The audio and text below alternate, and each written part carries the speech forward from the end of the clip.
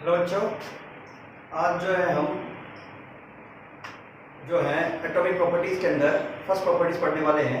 और हमारी first property का जो नाम है वो है आयोनाइजेशन एंथैल्पी। इसको आयनेशन एंथैल्पी भी कहते हैं और आयनेशन एनर्जी भी कहते हैं। तो इसके कई नाम हैं, बाकी मैक्सिमम जो है आपको बुक्स के अंदर आयनेशन एंथैल्पी वर्ड काफ़ी मिलेगा। इसका जो सिंबल होता है वो आपको मिलेगा डेल्टा आई एच फॉर होता है एंथैल्पी और आई फॉर आयनेशन, डेल्टा मतलब कि चेंज, जो एनर्जी में चेंज हो रहा है। अब होता क्या है, अगर हम बात करें इसको, फॉर एग्जांपल हमारे पास कोई एटम है, ये कोई एटम है और ये इसमें इलेक्ट्रॉन्स हैं, ठीक है। तो किसी भी एटम के अंदर जो सबसे लास्ट सेल का इलेक्ट्रॉन है उसको निकालने के लिए बाहर से जो आप एनर्जी देते हो, ठीक है, उस एनर्जी को हम कहते हैं ionization enthalpy. The minimum amount of energy required to remove the most loosely bound electron in a isolated gaseous atom to convert it into gaseous cation. इसका मतलब ये हुआ कि आपको जिसकी आयनेशन में निकालनी है वो एटम आपको अकेला चाहिए। दूसरी बात, आपको जो इलेक्ट्रॉन निकालना है वो इलेक्ट्रॉन निकालना है जो सबसे इजीली निकले, जो आपको मिलेगा सबसे बाहर वाले सेल में। और थर्ड जो है वो एटम जो है आपको लेना पड़ेगा गैसियस फॉर्म में, जो गैसियस फॉर्म में जो एटम होता है उसकी एनर्जी सबसे हाई होती है, तो उसके इलेक्ट्रॉन निकालना सबसे आसान पड़ेगा। तो अगर हम बात करें एम नाम का कोई हमारे पास एम नाम का कोई एलिमेंट है जो कि गैसियस फॉर्म में, तो उसको हमने एनर्जी दी, हमने उसको एनर्जी दी और एनर्जी देने से उसका वो इलेक्ट्रॉन निकल गया, तो उसके ऊपर चार्ज कितना आएगा, प्लस का। इसका मतलब कि आयनेशन एंथैल्पी के अंदर हमेशा क्या मिलेगा आपको, कैटायन, क्योंकि हमेशा इसमें हम इलेक्ट्रॉन निकालते हैं और ये इलेक्ट्रॉन निकल गया। तो इस एटम में से जितनी एनर्जी आपने दी कि इसका इलेक्ट्रॉन आपने रिमूव कर लिया, वो कहलाएगी इस एटम की आयोनाइजेशन एंथैल्पी। यहाँ तक बात समझ में आ गई होगी। दूसरी हम बात करते हैं, नेक्स्ट हम बात करते हैं जो आयनेशन एंथैल्पी होती है, इसकी कई यूनिट होती हैं। इलेक्ट्रॉन वोल्ट पर एटम, किलो कैलोरी पर मोल, किलो जूल पर मोल और कैलोरी पर एटम। यहाँ पर मैंने कुछ रिलेशन लिखे हैं। 1 इलेक्ट्रॉन पर एटम जो है वो 23.06 किलो कैलोरी पर मोल के बराबर होती है और 1 इलेक्ट्रॉन वोल्ट पर एटम 96.49 किलो जूल पर मोल के बराबर होती है। और अगर हम इसी को कैलोरी में काउंट करें तो 3.83 इंटू 10 की पावर -20 कैलोरी पर एटम के बराबर हो जाएगी। अगर बात करूं इसको कैसे कैलकुलेट करते हैं, तो आपको 1 यूनिट ऑफ चार्ज जो कि होती है इतनी, और 1 मोल में कितने इलेक्ट्रॉन होंगे, 6.0 इंटू 10 की पावर 23। तो आपको यहां से कितने एनर्जी निकले यूज होगी 1 मोल इलेक्ट्रॉन निकालने के लिए, आपको मिल जाएगा। यहां से आपका आंसर मिलेगा जूल में और फिर इसको आप किलो जूल में कन्वर्ट कर सकते हो। तो आपका आंसर लगभग यही आएगा, 96.49 किलो जूल पर मोल अप्रोक्सीमेट। नेक्स्ट हम बात करते हैं, अगली जो है 1 इलेक्ट्रॉन वोल्ट क्या होती है। कोई इलेक्ट्रॉन है जो कि 1 वोल्ट के पोटेंशियल डिफरेंस है। मान लो एक जगह है जहां पर जो है 1 वोल्ट का हमने जो है पोटेंशियल मेंटेन कर रखा है, उसके अंदर वो इलेक्ट्रॉन घूम रहा है। तो घूमते घूमते उसने जितनी एनर्जी एक्वायर की, 1 इलेक्ट्रॉन वोल्ट क्या होती है, the amount of energy acquired by the electron moving under A 1 volt potential. तो ये होगी 1 इलेक्ट्रॉन वोल्ट। तो आयनेशन एंथैल्पी समझ में आ गई होगी। उसके बाद हम बात करते हैं कि आयनेशन एंथैल्पी किन बातों पर डिपेंड करती है। उससे पहले एक चीज और भी है। फॉर एग्जांपल हमने अगर इसका एक इलेक्ट्रॉन निकाल लिया, तो पहला इलेक्ट्रॉन निकालेंगे उसको हम कहेंगे फर्स्ट आयोनाइजेशन एंथैल्पी। अगर हम इसका दूसरा इलेक्ट्रॉन निकालते हैं, हमने ये निकाला, पहले हमने ये निकाल लिया फिर हमने ये निकाला, तो इसको हम नाम देंगे सेकेंड आयनेशन एंथैल्पी।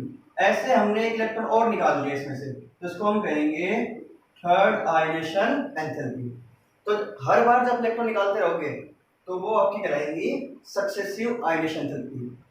तो अगर हम बात करें यहाँ पर हमने तीन, मान लो इसी एटम के अंदर हमारे पास तीन वैल्यू आ गई, फर्स्ट आयनेशन एंथैल्पी, सेकंड और थर्ड। अगर हमसे कोई पूछ ले कि इनमें से सबसे ज्यादा वैल्यू किसकी होगी, इसमें से सबसे ज्यादा वैल्यू किसकी होगी, तो आंसर आएगा जो थर्ड, इन तीनों की अगर बात करें उससे कम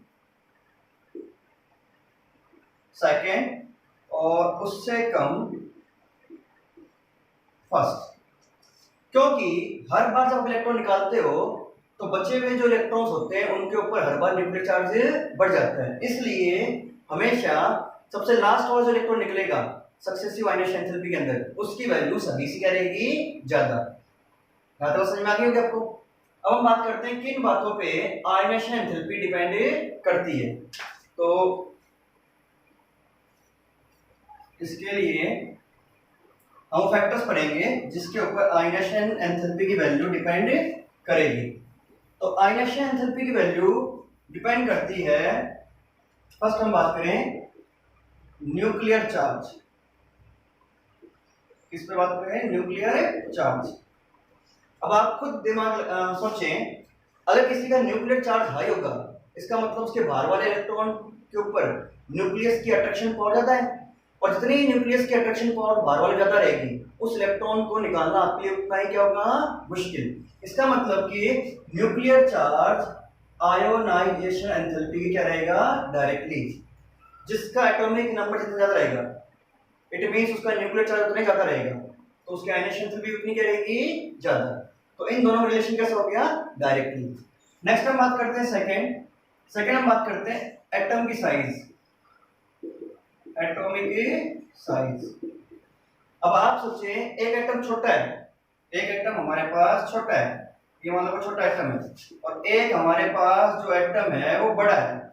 यहां से इलेक्ट्रॉन निकलेगा इसमें से और यहां से निकलेगा इसमें से, तो जब ये पास है तो उसमें चार्ज भी क्या रहेगा, ज्यादा रहेगा, और ये दूर वाले पे न्यूक्लियस चार्ज क्या रहेगा, कम रहेगा। इसका मतलब क्या हो गया, जिस एटम की साइज बड़ी होगी उसके बाहर वाले इलेक्ट्रॉन के ऊपर न्यूक्लियर का चार्ज कम होगा, और न्यूक्लियर चार्ज कम होगा तो उसका इलेक्ट्रॉन निकालना हमारे लिए उतना ही क्या होगा, आसान। इट मींस एटॉमिक साइज का रिलेशन जो है वो आयनेशन एंथैल्पी से कैसा है, इनवर्स। जितना एटम बड़ा उसकी आयनेशन एंथैल्पी उतनी छोटी। नेक्स्ट हम थर्ड जो है वो पॉइंट हम बात करते हैं, थर्ड हम जो बात करें वो बात करें penetration effect, penetration effect, penetration effect of electron. इसकी अगर हम बात करें पेनिट्रेशन इफेक्ट की, तो ये होता क्या है, मान लो फॉर एग्जांपल ये कोई एटम है और ये इसमें इलेक्ट्रॉन है, ये इसमें इलेक्ट्रॉन, तो ये जो है इसको हम कहते हैं सेल, ठीक है। अब एक ही सेल में फॉर एग्जांपल ये सेकंड सेल है, ये सेल कौन सा है, सेकंड। तो सेकंड सेल के अंदर सब सेल होते हैं, 2s भी हो सकता है और 2p भी, वो डिपेंड करेगा उसके इलेक्ट्रॉनिक कॉन्फ़िगरेशन के ऊपर। अब मान लो हमें जो हमारे कंपैरिजन में एग्जांपल है उसके अंदर भी दो सेल है और हमें पूछ ले कि इन दोनों में से किसका इलेक्ट्रॉन निकालना हमारे लिए होगा आसान, मतलब कि किसकी आयनेशन एंथैल्पी कम होगी, तो उस केस में हम जो है पेनिट्रेशन इफेक्ट का यूज कर सकते हैं। अब एक्चुअली सेकंड सेल में s में भी इलेक्ट्रॉन है और सेकंड सेल में p में भी इलेक्ट्रॉन है, तो इन दोनों में से किसका इलेक्ट्रॉन निकालना होगा आसान। तो आप ध्यान रखें सबसे क्लोज जो होते हैं वो न्यूक्लियस के होते हैं s, और उससे दूर होता है p, और उससे दूर होता है d, और उससे दूर होता है f। मतलब कि पेनिट्रेशन इफेक्ट का order s p d f ये इस तरीके से है। जो s सबसेल है वो न्यूक्लियस के सबसे क्लोज होता है, इसका मतलब s सबसेल में जो इलेक्ट्रॉन होगा सेम सेल के s सबसेल का इलेक्ट्रॉन निकालना आपको p d और f से सबसे ज्यादा मुश्किल होगा। ऐसे अगर आपके पास इलेक्ट्रॉन 3s में भी है और 3p में भी है तो उस केस में सबसे मुश्किल होगा इलेक्ट्रॉन निकालना s का। और p का इलेक्ट्रॉन निकालना आपको क्या पड़ेगा, आसान, और 3d में जो होगा वो और भी आसान। तो आप ध्यान रखें जो पेनिट्रेशन इफेक्ट है वो सबसे अधिक होता है s का, फिर p का, फिर d का और f का। यहाँ पर जब आप कंपैरिजन करोगे इस क्वेश्चन के अंदर, तो जो दो आपने एग्जांपल ले रखे हैं उसके अंदर दोनों का सेल जो है वो सेम होना चाहिए, इसमें से इलेक्ट्रॉन निकाल रहे हो और फिर आप कंपेयर कर सकते हो कि किसका इलेक्ट्रॉन निकालना आपके होगा आसान। तो फॉर एग्जांपल मैंने एग्जांपल लिया जिसमें इलेक्ट्रॉन 3s में है, एक एग्जांपल 3p में है, तो 3s का इलेक्ट्रॉन निकालना आपके लिए सबसे मुश्किल पड़ेगा क्योंकि 3s वाले के ऊपर न्यूक्लियर चार्ज सबसे ज्यादा है। ये तो हो गया हमारा पेनिट्रेशन इफेक्ट के बारे में। नेक्स्ट जो है वो है हमारे पास अगला फोर्थ, वो है शील्डिंग इफेक्ट। शील्डिंग इफेक्ट या फिर इसको स्क्रीनिंग इफेक्ट भी कहते हैं। शील्डिंग इफेक्ट या स्क्रीनिंग इफेक्ट, ये क्या होता है इसको समझाते हैं आपको। उससे पहले अगर हमें जेड इफेक्टिव निकालना है तो उसके लिए हमें टोटल जो न्यूक्लियर चार्ज है, टोटल न्यूक्लियर चार्ज वो होगा जितना उस एलिमेंट का होगा एटॉमिक नंबर, उस वैल्यू में से हम स्क्रीनिंग कांस्टेंट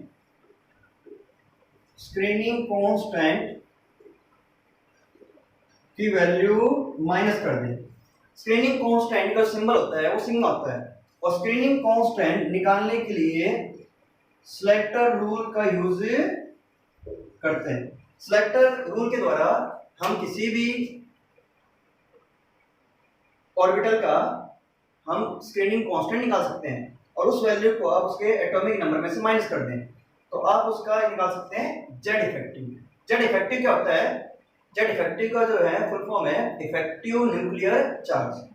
अब हम समझते हैं कि ये शील्डिंग इफेक्ट या स्क्रीनिंग इफेक्ट होता क्या है।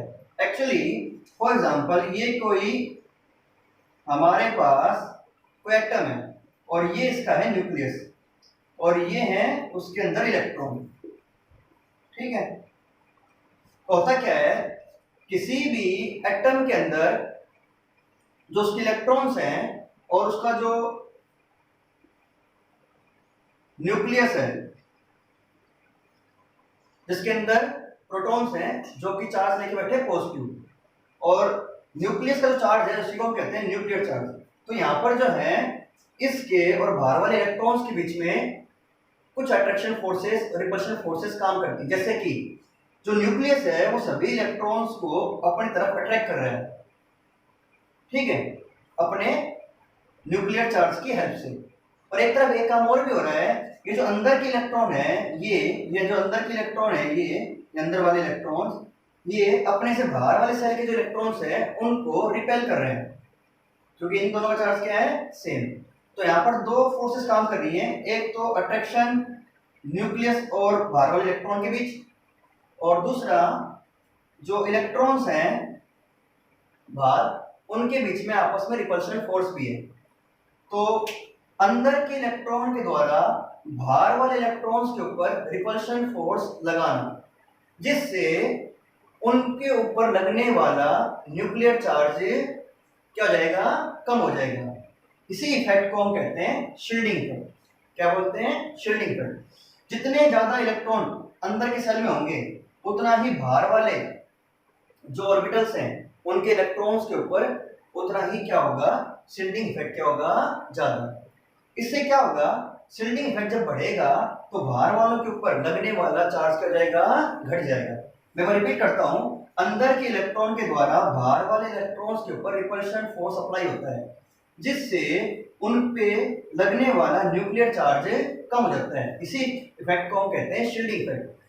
किसी भी जो एटम है जब उसका एटॉमिक नंबर बढ़ेगा तो उसका शील्डिंग इफेक्ट भी बढ़ेगा, क्योंकि जब एटॉमिक नंबर बढ़ेगा तो उसके अंदर इलेक्ट्रॉन्स बढ़ेंगे, तो इलेक्ट्रॉन जो बढ़ेंगे तो अंदर के सेल्स में इलेक्ट्रॉन की संख्या बढ़ेगी, तो जितनी ज्यादा इलेक्ट्रॉन संख्या बढ़ेगी अंदर वाले सेल में उतना ही उसका शील्डिंग इफेक्ट भी बढ़ेगा। तो ये आपको बात समझ में आ गई होगी। अब एक्चुअली क्या होगा, इसका जो चार्ज इनके ऊपर लगना चाहिए था बाहर वालों पे, अब पहले के मुकाबले में क्या लगेगा, कम लगेगा। क्योंकि जो अंदर के इलेक्ट्रॉन्स हैं इन्होंने इन बाहर वाले इलेक्ट्रॉन्स को रिपेल कर दिया, जिससे क्या होगा, ये थोड़े से जैसे यहाँ होने चाहिए थे ये थोड़े से दूर शिफ्ट हो जाएंगे, जिससे इन पे लगने वाला चार्ज क्या जाएगा, घट जाएगा। तो ये होता है शील्डिंग इफेक्ट। तो शील्डिंग इफेक्ट अगर बढ़ता है, शील्डिंग इफेक्ट अगर बढ़ता है तो आयोनाइजेशन एंथैल्पी क्या हो जाएगी, कम हो जाएगी। तो शील्डिंग इफेक्ट जो है, शील्डिंग इफेक्ट का जो है, शील्डिंग इफेक्ट का जो है आयोनाइजेशन एंथैल्पी से क्या रिलेशन होगा, इनवर्सली। ये बढ़ेगा तो आयोनाइजेशन एंथैल्पी क्या जाएगी, कम हो जाएगी। ज्यादा समझ में आ गई? कोई डाउट? शील्डिंग इफेक्ट बढ़ने से बाहर वालों पे न्यूक्लियर चार्ज घट जाएगा और हमारे लिए इलेक्ट्रॉन निकालना क्या जाएगा, आसान। कम एनर्जी से इलेक्ट्रॉन हम रिमूव कर लेंगे। लास्ट जो है वो है electronic configuration of electron in atom. किसी भी एटम के अंदर जो इलेक्ट्रॉनिक कॉन्फ़िगरेशन है उस पर भी डिपेंड करेगा कि उसकी आयनाइजेशन एंथैल्पी क्या होगी। आप ध्यान रखें, जो हाफ फील्ड और जो फुल्ली फील्ड होते हैं, हाफ फील्ड और फुल्ली फील्ड जो इलेक्ट्रॉनिक कॉन्फ़िगरेशन है वो होते हैं मोर स्टेबल। तो हमेशा अगर हम दो ऐसे सबसेल हैं, दोनों में अगर हम बात करें 3p में इलेक्ट्रॉन है, दो एग्जांपल है, दोनों 3p में इलेक्ट्रॉन है, और उस केस में पता लगाना हो कि किसका इलेक्ट्रॉन निकालना होगा मुश्किल, तो जिसका कॉन्फ़िगरेशन हाफ फील्ड होगा या फुल्ली फील्ड होगा वो हमारे लिए उसका इलेक्ट्रॉन निकालना सबसे ज्यादा मुश्किल होगा, क्योंकि हाफ फील्ड और फुल्ली फील्ड इलेक्ट्रॉनिक कॉन्फ़िगरेशन ज्यादा स्टेबल होते हैं, इसलिए उनकी आयनाइजेशन एंथैल्पी क्या मिलेगी आपको, सबसे ज्यादा। तो ये 5 फैक्टर हैं जिनके ऊपर आयनाइजेशन एंथैल्पी डिपेंड करती है। अब हम एक ट्रेंड ले लेते हैं पूरे टेबल का। जनरल ट्रेंड क्या है, आयनाइजेशन एंथैल्पी। तो जनरली क्या होती है कि ionization enthalpy from left to right, ionization enthalpy from left to right क्या करेगी, इंक्रीज। ये मैं आपको बता रहा हूं जनरल ट्रेंड। क्योंकि जब हम एक ही पेड़ में चलेंगे तो लगातार साइज क्या हो रही है, घट रही है, और न्यूक्लियर चार्ज क्या हो रहा है, बढ़ रहा है। तो उससे क्या होगा, बाहर वाले इलेक्ट्रॉन्स के ऊपर न्यूक्लियर चार्ज बढ़ने के कारण और साइज घटने के कारण उनमें से इलेक्ट्रॉन निकालना हमारे लिए क्या होगा, मुश्किल। पर ये ट्रेंड 18 ग्रुप जो होगा वहां पर ये ट्रेंड क्या जाएगा, रिवर्स जाएगा। मतलब कि अपने अपने पीरियड में सबसे मुश्किल इलेक्ट्रॉन निकालने किसके पड़ेंगे, नोबल गैस के। क्यों? क्योंकि इनके पास क्या है, extra stable fully filled electronic configuration. सबसे आसान इलेक्ट्रॉन निकालना होगा किसका, फर्स्ट ग्रुप का। इसलिए फर्स्ट ग्रुप के जो आपके हैं लिथियम, सोडियम, पोटेशियम, ये हाईएस्ट जो है रिएक्टिव मेटल्स हैं, क्योंकि ये बहुत जल्दी इलेक्ट्रॉन लूज करते हैं। क्यों? जो अपने अपने पीरियड में सबसे बड़े हैं, जो इधर साइज घट रही है सबसे बड़े ये हैं, इसलिए इनका इलेक्ट्रॉन निकालना सबसे आसान है, इसलिए सबसे इजीली इलेक्ट्रॉन दे देते हैं। तो इनकी अपने अपने पीरियड में आयनाइजेशन एंथैल्पी सबसे लो होगी, और अपने पीरियड में सबसे हाई किसकी होगी, नोबल गैस की, क्योंकि उनके पास extra stable fully filled electronic configuration. अगर हम बात करें डाउन द ग्रुप की, तो down the group ionisation enthalpy क्या करेगी, डिक्रीज। वो क्यों? क्योंकि नंबर ऑफ सेल बढ़ रहे हैं, साइज लगातार क्या हो रही है, बढ़ रही है। हालांकि न्यूक्लियर चार्ज ही बढ़ रहा है, पर जो नंबर ऑफ सेल है उसके कारण साइज इतनी ज्यादा बढ़ रही है कि जो न्यूक्लियर चार्ज का इफेक्ट है उसको शील्डिंग इफेक्ट भी अपोज कर रहा है और साइज बढ़ रही है वो भी अपोज कर रहा है। तो नेट इफेक्ट क्या हो गया, साइज जो ज्यादा बढ़ रही है उसी कारण हमारे लिए इलेक्ट्रॉन निकालना क्या हो जाएगा, आसान। तो डाउन द ग्रुप जो है आयनाइजेशन एंथैल्पी घटेगी और इधर क्या करेगी, इंक्रीज। एक बात आप ध्यान रखना, आयनाइजेशन एंथैल्पी जिनकी लो होती है, आयनाइजेशन एंथैल्पी जिनकी लो होती है वो होते हैं मेटल्स, और जिनकी आयनाइजेशन एंथैल्पी हाई होती है वो आपको मिलेंगे नॉन मेटल्स। इस तरीके से हम मेटल्स और नॉन मेटल्स को पता लगा सकते हैं with the help of ionization enthalpy.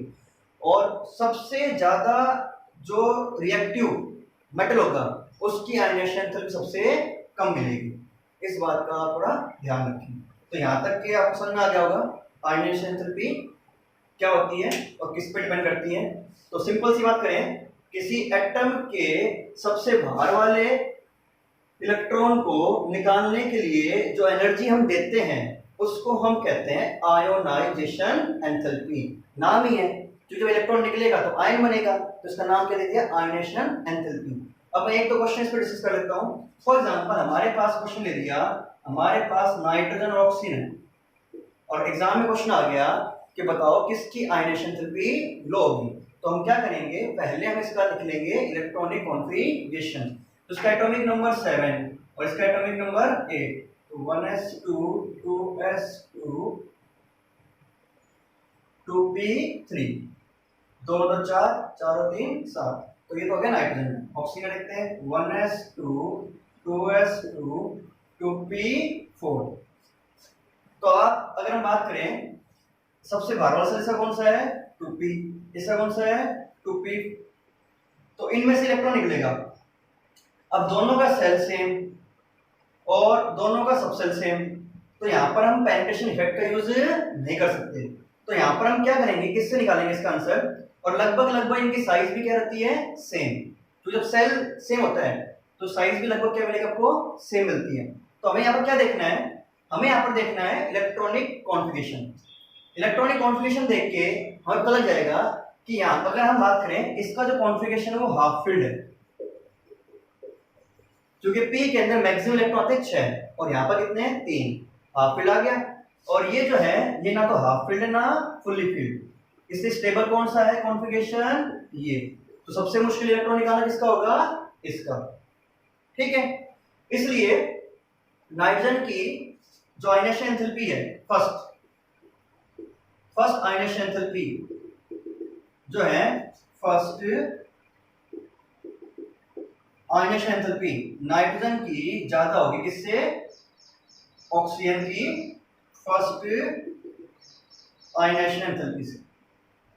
पर क्या ये अगले में भी काम करेगा, तो देखते हैं। अगर मैंने इसका एक इलेक्ट्रॉन निकाल दिया तो यहाँ पर कॉन्फ़िगरेशन आएगा 2 और इसका निकाल देंगे तो क्या हो जाएगा 3। अब अगर मैं सेकंड इलेक्ट्रॉन निकालूं तो किस में से निकलेगा 2p2 में से, और यहाँ 2p3। तो सेकंड आयनेशन एंथैल्पी, सेकंड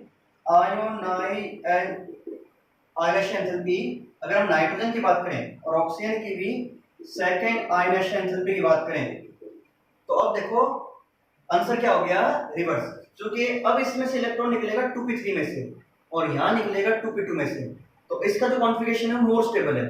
तो ये अब बन गया हाफ फील्ड, ये बन गया आपके पास हाफ फील्ड स्टेबल। अब इसका इलेक्ट्रॉन निकालना आपके सबसे मुश्किल होगा कंपेयर टू इसके। तो सेकंड आयनेशन एंथैल्पी क्या होगी, ऑक्सीजन की। तो इस तरीके से आपको जो 5 फैक्टर्स हैं उनको यूज करके आप बता सकते हैं किसकी आयनेशन एंथैल्पी हाई होगी, किसकी लो होगी। एक बात आप ध्यान रखें, जब भी आपको किसी का आयनेशन एंथैल्पी निकालनी हो तो पहले आप उसका इलेक्ट्रॉनिक कॉन्फ़िगरेशन लिख लें, और इलेक्ट्रॉनिक कॉन्फ़िगरेशन लिखने के बाद आप चेक करें कि जो सबसे आउटर मोस्ट सेल है, जो सबसे आउटर मोस्ट सेल है वो कौन सा है। अगर से एक में 2 में इलेक्ट्रॉन निकला, एक में 3 सेल में से निकल रहा है, तो आपको पता है सेकंड सेल सबसे पास होता है न्यूक्लियस के, तो उसका इलेक्ट्रॉन निकालना होगा मुश्किल। पर दोनों के सेल भी सेम है, फिर आप सब सेल देखिए, मतलब पेनिट्रेशन इफेक्ट। अगर वो भी सेम तो फिर आप देखिए किस चीज को, इलेक्ट्रॉनिक कॉन्फ़िगरेशन। कहीं हाफ फील्ड या फुल्ली फील्ड इलेक्ट्रॉनिक कॉन्फ़िगरेशन तो नहीं है। तो ऐसे आपको कई क्वेश्चन मिल जाएंगे एनसीईआरटी के अंदर, तो आप उनको सॉल्व कर सकते हैं और शायद तक आपको समझ में आ गया होगा। तो आज के लिए इतना ही, ठीक है, धन्यवाद, ओके।